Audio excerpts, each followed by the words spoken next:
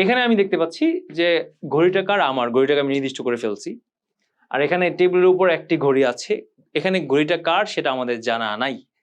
তাহলে যেই বিষয়টা জানা থাকে না, যেই বিষয়টা আমরা জানি না, যেই বিষয়টা অনির্দিষ্ট, সেক্ষেত্রে আমরা কি করব, দেয়ার ইজ বা দেয়ার আর এর ব্যবহার করব। যদি একটা কিছুর অবস্থান বর্ণনা করি তখন আমাদেরকে নিয়ে আসতে হবে দেয়ার ইজ। এখানে দেয়ার ইজ কেন নিয়ে আসছি, কারণ এই যে একটি ঘড়ি যে আছে, ঘড়ি কয়টা, একটা। এবং আরেকটা কারণ কি, আরেকটা কারণ হচ্ছে এখানে ঘড়িটা কার সেটা আমার জানা নাই। দ্যাটস ইট, একটি ঘড়ির কথা আমি বলতেছি। তাহলে দেয়ার ইজ আ, একটি ঘড়ি আছে। ইংরেজি ভাষা হচ্ছে উল্টা, আছে দিয়ে শুরু করছি তাই না? বাংলা ভাষায় আছে, ইংরেজি ভাষায় আগে চলে আসছে আছে। আছে একটি ঘড়ি, আছে একটি ঘড়ি।